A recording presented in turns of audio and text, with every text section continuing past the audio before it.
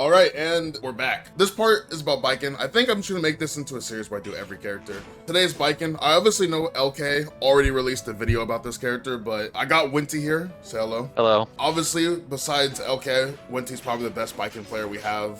And, you know, I think it's good just to get another perspective. Maybe there's some things he left out or some things that, you know, just other Baikens, again, different opinions. So yeah, I just kind of want your thoughts. I guess the easiest thing to first ask is, was Baiken left behind this patch, in your opinion, from the other characters that got specific buffs to them, like Zato, Elfel, Johnny. yeah. I would definitely say she was left behind. Well, I think first of all she was struggling before the most recent patch, whatever you want to call it, like the July patch. So she was struggling a lot, like near the end of season 3 as it was. So like the fact that she got like 0 buffs, in fact she got nerfed.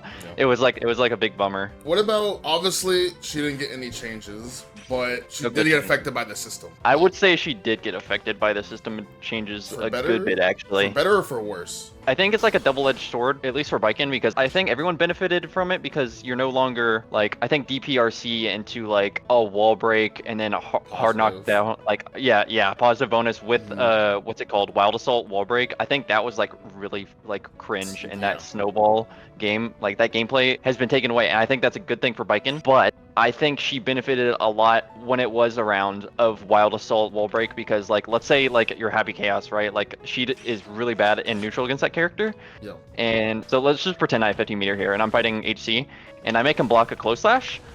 So, and just keep blocking low.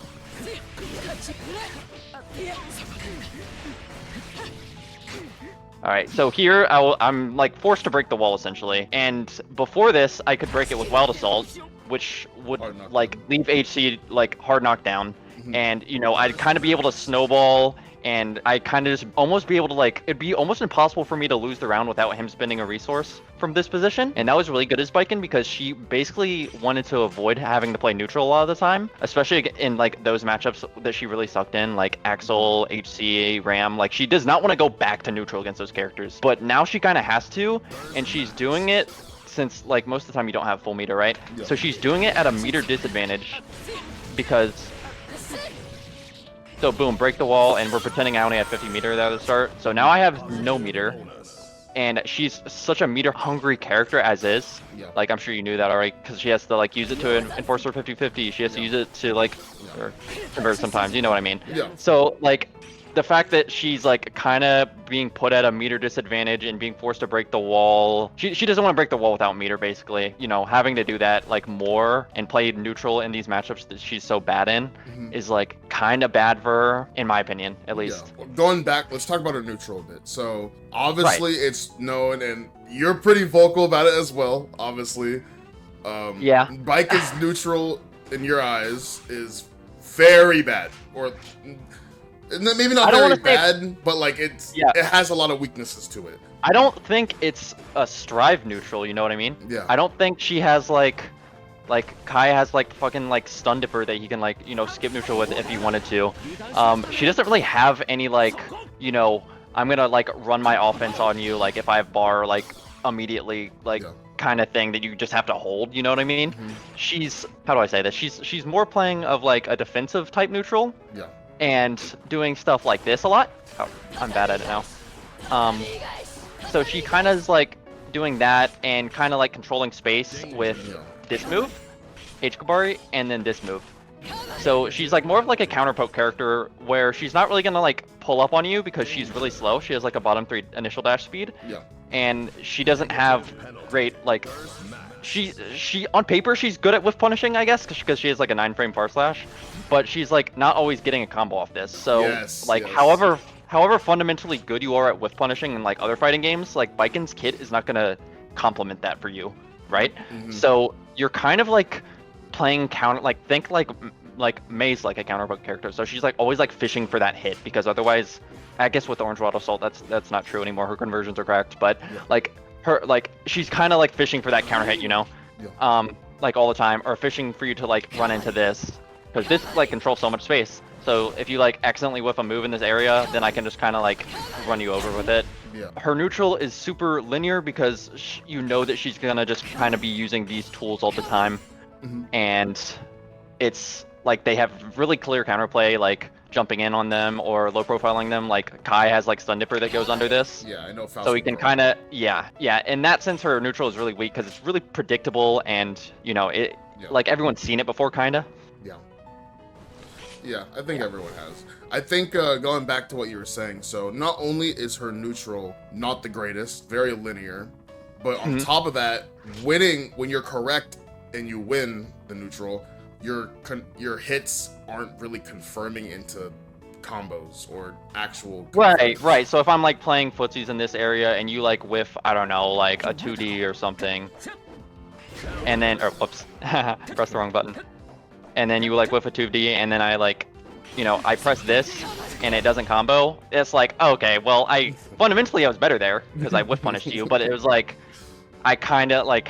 I could use Wild Assault to cover that, but then like that goes back into her being really meter hungry, and then maybe she would have needed that earlier. It's all like she requires a lot, like in that same vein, she requires a lot of like good resource management that you wouldn't expect. And I guess, like you said, Baiken defensive neutral. Obviously, has a 4-framer. She has a frame 1 parry, but with the nerf of DPRC, it also affects her because there's no more parry RC.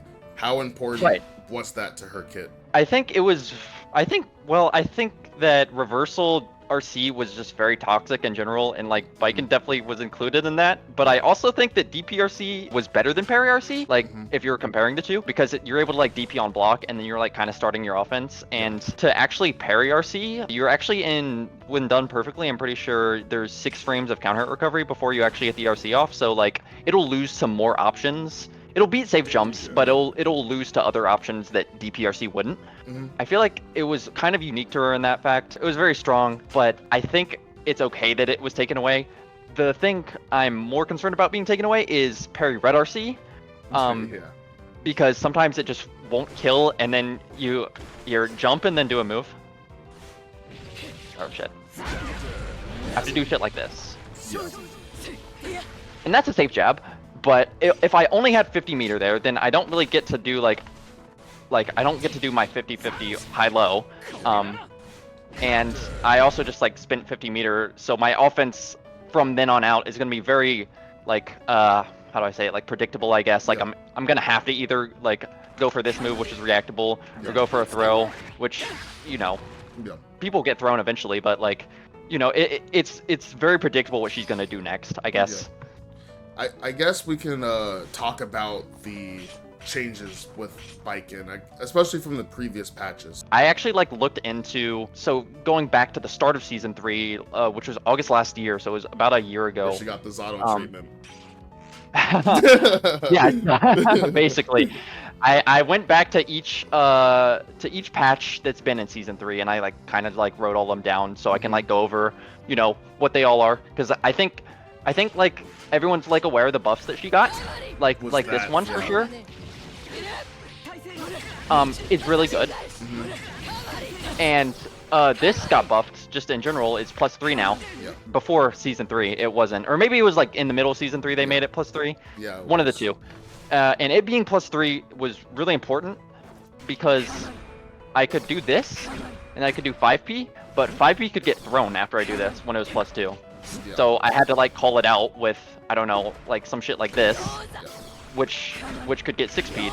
So it was like she has to RPS on her Escabari offense. Or this one's Escabari. She has to RPS on this offense a lot, and getting into this, they did make it easier because they gave her blue Wild Assault, so you can't really interact with this. It's gapless, and they made it faster as well. But it's still risky in some spots, like you can 6p this pretty much every time. All right, there we go. There you go. Yeah.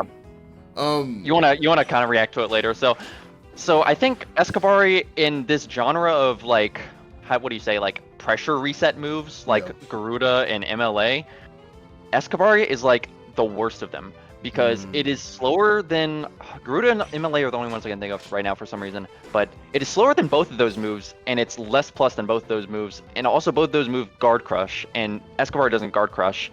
I'm not saying it should, but it's like these other moves are like really cracked, and like really like good ways of like resetting pressure, Especially and like Garuda. getting your turn back. I will say that like Pot obviously has like a lot of other downsides, like really slow mobility. So if he like pulls up with Garuda on you, like you should have to hold that sometimes. But I think Escobar is just really underwhelming in some points, and I'll explain to you why. Basically at the start of season 3, they, like I said, they gave her Blue Wild Assault, and then they, what did I say? They made it faster. So they really, if you're thinking about it from their perspective, you can tell that they want us to go into this move pretty much whenever we can.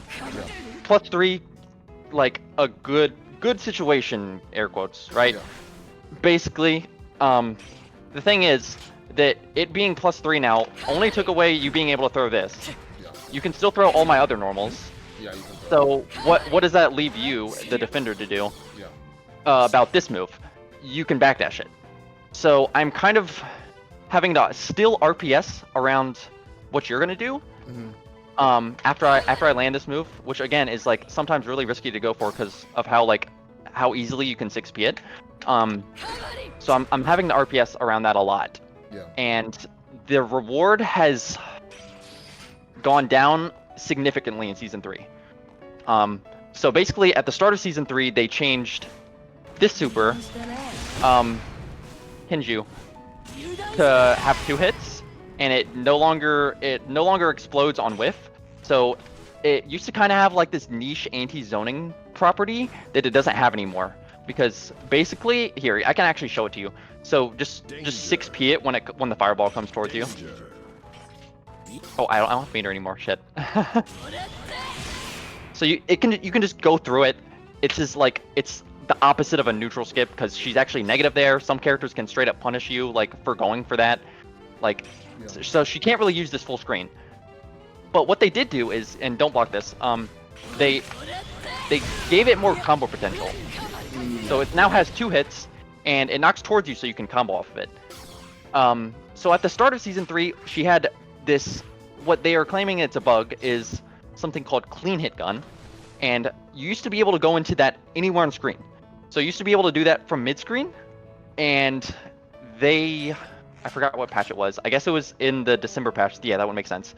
The December patch, they removed mid-screen gun, which basically took away so many of her optimal routes mid-screen, and her damage went down even more than it had at the beginning of season 3, because they had like, yeah.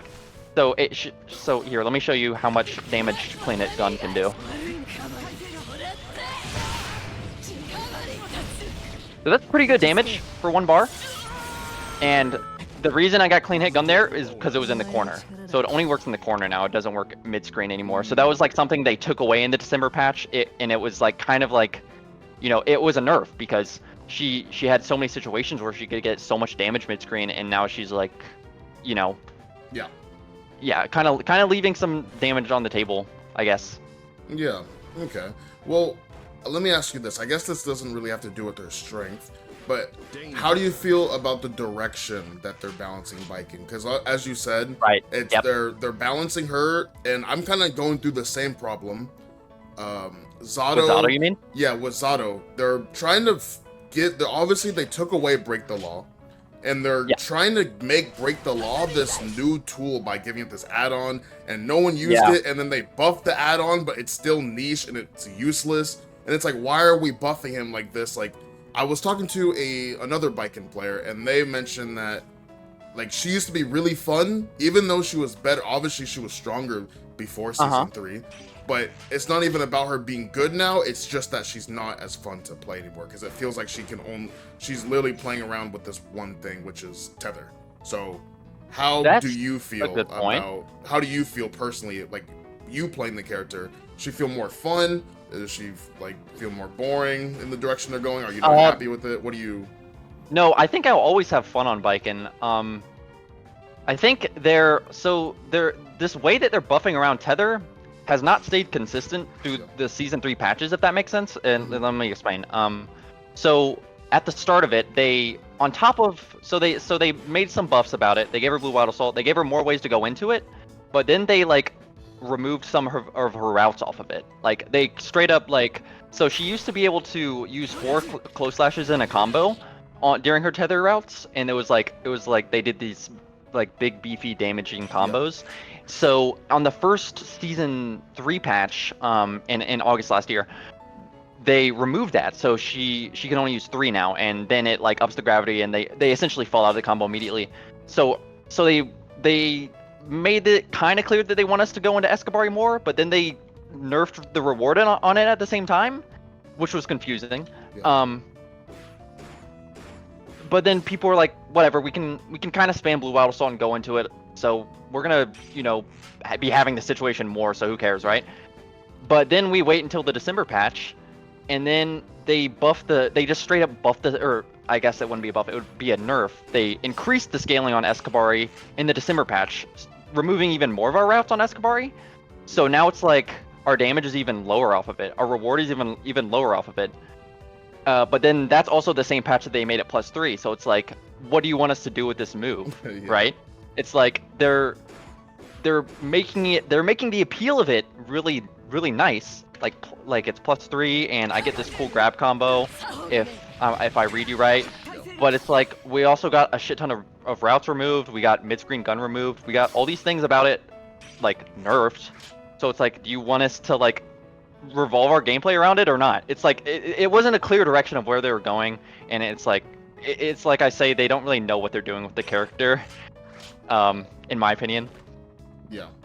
If that makes any sense. Yeah, no. So there's like a lot of like confusing changes on that front, because she's essentially like been kind of getting like buff nerfs in every patch, where it's like some part of her gets better, and then this other part of her like kind of gets worse, and it's like it's like, damn, what am I supposed to do with this? Yeah, no, I hear you. What about going back to Blue Wild Assault? I mean, now like, how strong do you think she is? Not like as a character, but using Blue Wild Assault. So again, Blue Wild Assault characters, you have Zato, Milia, Abba, Faust, Jacko, Baiken, Slayer, Asuka, Happy Chaos, Bridget. I think like, not like a direct placing, but like, is she at one of the better characters at using it? Is she kind of like in the middle, like, oh yeah, she's good, but like not like top tier at using it? Or is she just like, yo, like she uses it terribly? Well, she definitely doesn't use it terribly, because she can just straight up 50-50 from it. Like there's no, this can never be terrible. And then going into this is good too. And so it's definitely, I don't think it enforces. The thing is, like I said, this situation is not that scary, and I'll get into that later.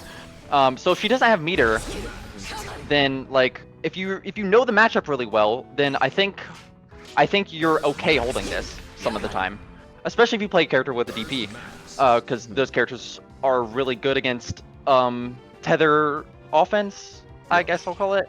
Even more so in the latest patch, because since you can no longer throw DPs, so what, like some let me like set an example. Like if you block this, and then so you don't want to press because I'm +3, but you have a DP, right? But it's last patch, so I can still throw your DP. So you're saying so being able to throw the DP was really huge, because it covered do nothing. So if you just sit there and respect me, then I'll throw you. If you DP, then I'll throw you. And then if you 6P, which is used to call out your Zonsen, which is really good in Escabari pressure, and I'll get into that later, it'll throw that too. So it covered these 3 common options in Escabari RPS really well, throated, and now DP just beats it. Just beats it, right?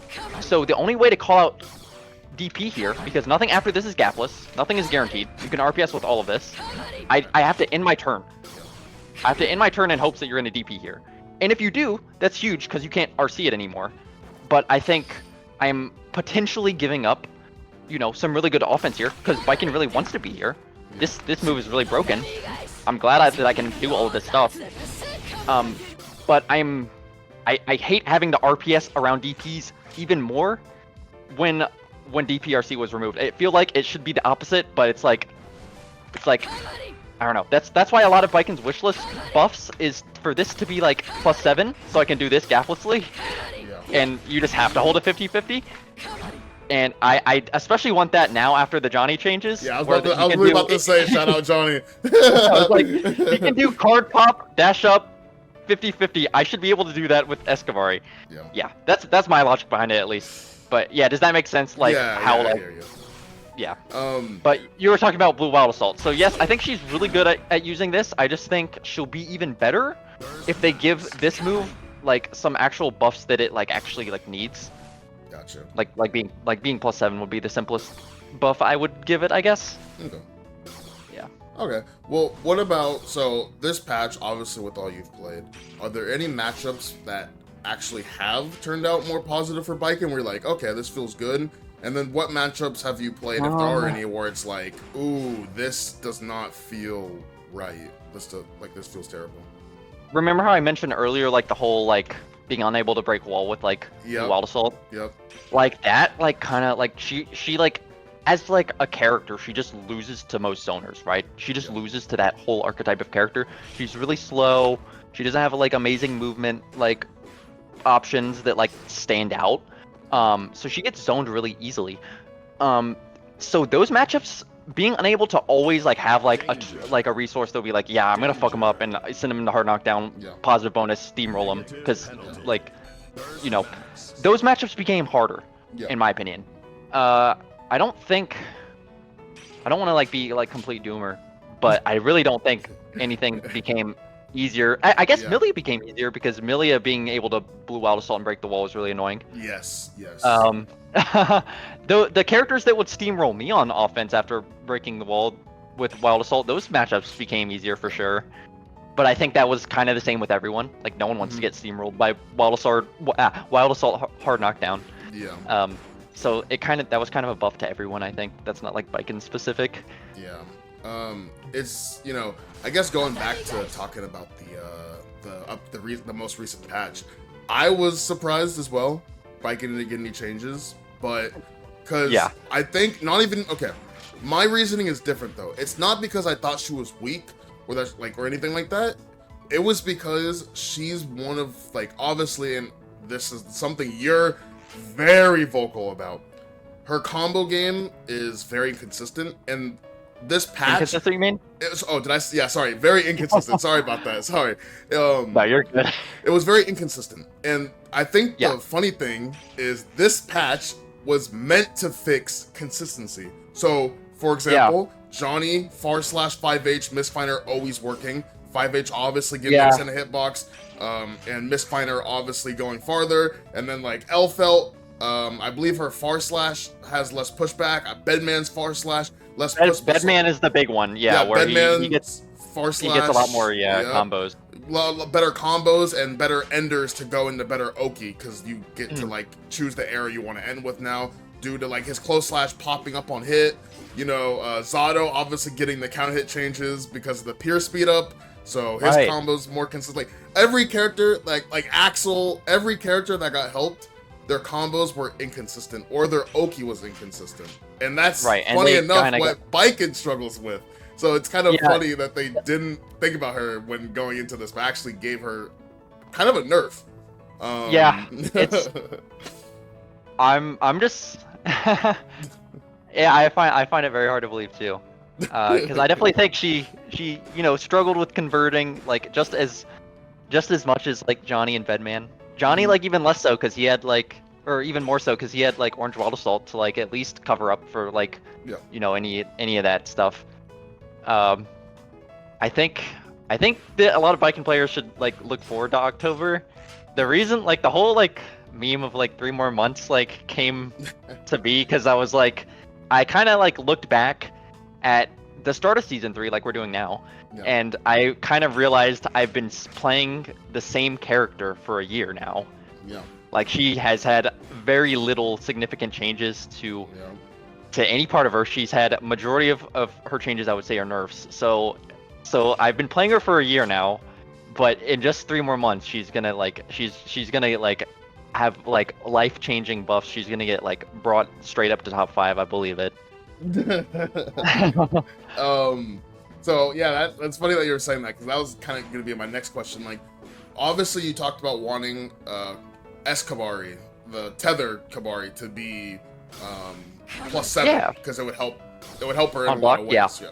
But besides, outside of that, what other changes can you imagine they would give her based off, especially this most recent patch? What can you expect? Like, what do you want? How do you want Baiken to be buffed? Obviously, stay in the realm of being realistic, but what can you see them giving, or what can you see Baiken getting that will make you go, okay, this character is maybe, like, she's not like broken or anything, but she's strong enough to be on her own. Like, she feels very consistent. Okay, so I think something that people don't like acknowledge a lot of her acknowledge about her a lot is her like her game plan revolves around this a lot. Yeah. And that's okay. I'm okay having this be like my go-to option for any given situation. Yeah. But this situation is like not as accessible as it should be for how bad the RPS has gotten for Baiken. Does that make sense? Yeah. So this follow-up is no longer a level 4, I think it was called, counter hit. They changed that in season 3 with all the Rekka changes. Yes. Yes. So she's getting rewarded less for being right, but like we've kind of had to deal with that for like a year now. So Baikens are kind of cool with it now, kinda. But then there's characters like Sin, who has his big stab move. What's it called? Beak driver. And then his follow-up on that is still like a huge ass counter hit that he can get like a full screen combo off of. So it's like I'm jealous because I want to be able to RPS like that, and yeah, I want to be able to have that much more. I want this move to be a little bit better for Baiken and that RPS, and then her conversions kind of play into that because this move is really cool when you block it. So I'm at disadvantage here, right? Yeah. So you're like an average fighting games player first instinct would be like, okay, I should take a turn here, I should start my offense. Yeah. But then, so after you block this, like press bar slash or something. But then I could do that, right? Yeah. So it's like I'm playing this game of chicken with you, where am I gonna do this very unsafe not cross up, follow up, where it'll smoke you and then lead into like the best safe jump in the game if I pull the trigger on it, or am I gonna like back off and then like not do it and then restart my pressure and then you'll be like, oh shit, I should have pressed there. Yeah. Right. So it's really like playing this mind game with your opponent is like super fun, because then you also do shit like this, like press far slash again, or after you block H Kabari. Damn, maybe not. Maybe his far slash is broken. There we go.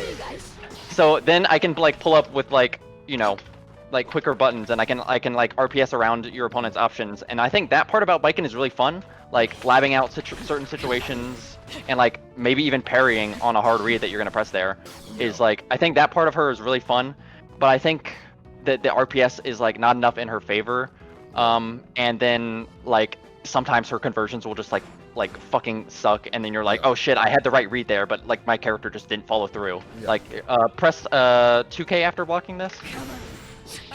Oh shit, I mean, need to be spaced out more. Oh shit, block it.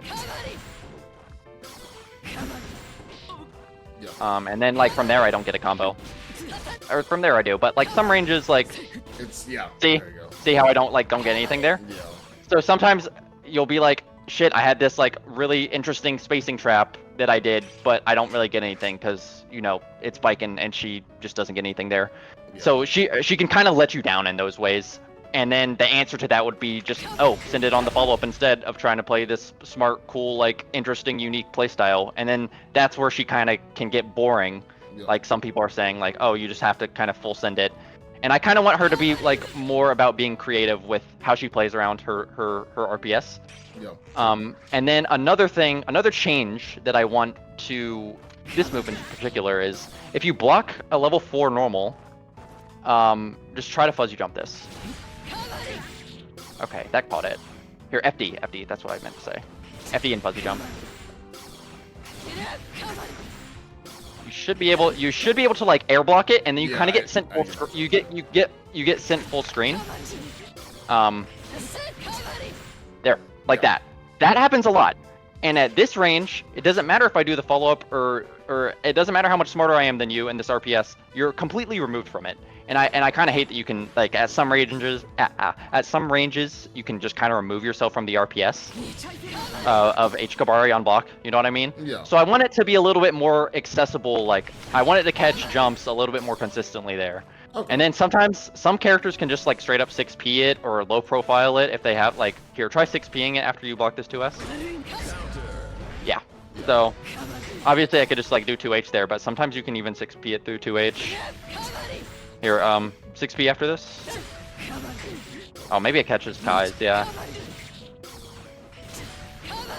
Yeah, there. And you're just kind of removed from it. And some 6Ps like Nagos will just like straight up counter hit her because of how huge it is. So you see what I mean? How it's kind of hard to force a player that knows the matchup to like block the move. Yeah. But at the same time, the RPS for blocking the move isn't even that crazy. So it's like, why is it this hard to force this situation that I'm not even like guaranteed anything off of? You know what I mean? Yeah. So I want that. Oh, sorry, go ahead. No, you're good. I want that like part of our game plan to be a little bit more accessible and a little bit more stable, and people to be a little bit more scared of it. Okay. That's a change that I really want, and I think they can do that by making H-Kabari quicker would do that, because it'll catch jumps a lot easier, and then it'll also combo from her 2H a lot better as well. So it'll fix a lot of things for her. It'll fix her pressure on block, and it'll fix her combos a little bit better. At least that's how I feel like that would work. You know, just make this a couple frames faster to fix all those things. Okay. We've gone over kind of like the counterplay. We've gone over her. We've gone over everything. What is one thing that what separates the best Baikens from the not the best Baikens? That's a good question, actually. So a lot of like the top Baikens, like I think like the best example I could use is Kermit. I think he has like some of the most layer 1, like, oh, I've seen this like before a million times Baiken that you've ever seen. Like, it really just comes down to like knowing the fucking game, like labbing like all these certain situations, and like kind of like it sounds scrubby, but like being willing to like fucking gamble your life away at some points. Like, so it takes a lot of game sense to know how to play this character, because you are essentially trying to make a game plan that everyone's seen 1,000 times before work. So it like no troll, it actually like takes finesse in some matchups where like they know exactly what the fuck you're looking for. So you need to like be very creative in how you play her, and very different. And and I don't think it gets talked about a lot, but a best of 5 setting is like really hard to like try out these new ideas that you hope they're gonna work against this player that's like a top player, and they 7-3 Baiken because they're Ram or Nago. And so it's like, so players who are very smart and like study the game a lot can do it. I think are set above as like the better Baiken players. Even when they're like Kermit and they do like a very like basic like basic layer 1 stuff. Let me jump in, because one thing I was going to add to that is, does this mean, in your opinion, that Baiken is a harder character in Strive? Would you consider? So I think there's like a lot of variables when it comes to hard versus easy characters, because obviously I don't think she has, certainly not hard mechanically. Hard like, to win with is what I guess you would be talking about then, right? Like, she's easy to play, but so at a beginner level, I think she's really easy to win with. Yeah. Because she has like obviously extremely strong layer 1 stuff, extremely strong like fucking like wake up parry that's gonna like get everyone. And so her like layer 1 is her basics are extremely good. Like everyone knows that, I think. But as you get to that higher and top level competition, it does get really hard, because like I said, it's I think this character's game plan is just something that everyone has seen before, and is like everyone knows how to fight against it, Okay. So she's hard to win with, like, in that sense, because she does require a lot of creativity. But some match, like, it's not like she loses every matchup. So sometimes she like, will just straight up like, better character someone else, and they can't do much about it. And in that sense, it's like she's easy to win with, because she's playing a comfortable matchup. But you know, that goes for everyone. Gotcha. Okay. And I believe that's everything, but there is the last thing that I always ask. To anyone new looking to pick up Baiken this season, what are some advice you would give to them? Yeah, good question. I think, I think they have to like. You were learning Baiken, maybe something you picked up that you wish you knew, like earlier on. Yeah, the main reason I picked her up at the time was like because she was like she was just like be able to be an RPS machine. Yeah. Where she like she was kind of like gonna like run you over if you guessed wrong. She still does, but like to a lesser extent. Yeah. I think you have to like. It's gonna sound ironic I'm saying this. You have to get really like comfortable with her weaknesses if you want to keep playing her. Yeah. Like you can be annoyed with them because I'm fucking annoyed with them every Yes. every time I boot up. But I think her like I think she has some of the like I think she has a very satisfying, you know, she's very satisfying to win with because a lot of times during the match you're like, okay, I outplay the fuck out of my opponent here, and now I'm rewarded with like, you know, I just safe jump them with 50 meters, so I like get to win for free, and it doesn't matter that I'm, you know, that I might be better than them or worse than them now because, you know, they don't get to interact with this 50-50 at all. So I think she's very satisfying because she can kind of like run people over, and but in the same time you like you feel really good about yourself, I think. Okay. But back to your question, I think people who are willing to like put it honestly like put in like lab time. Yeah, like not even in the same way like you would with a character like Zato or HC where you're practicing execution a lot. You're just like you're like playing a shit ton of like games even in tower. Like tower's a good place to practice Baiken because you're gonna get like a lot of different like types of people playing you, and you're like, okay, I lost to this, like what do I have that could beat that, or like what do I need to do like that's better here. It sounds really like basic, but I think Baiken like really benefits from it. Like yeah, it goes a very long way, and like the more things you like know about like the game, then she becomes very fluid, and like every matchup is just becomes a lot more comfortable, I guess. Like you have to be willing to study the game, in my opinion. Yeah. At least to reach that higher level that, you know. Yeah, of course. But yeah, no, I believe that's everything. We talked for quite a bit. I will put Winty's Discord, Twitter, and Twitch. They haven't streamed in a while, but I know I streamed my TNS run this week at the time of recording this. Oh, okay, but that was like the first stream in a while, so you're definitely right. I don't stream as much as I should. But regardless, in case she gets back into it, I'll put her Twitch on the screen. Obviously, the other links as well. Go look at her Twitter, check it out, and obviously her Discord if you want to get in contact with her, ask her any Baiken questions or, you know, anything about that. But thank you for coming on, and until the next one, thank you.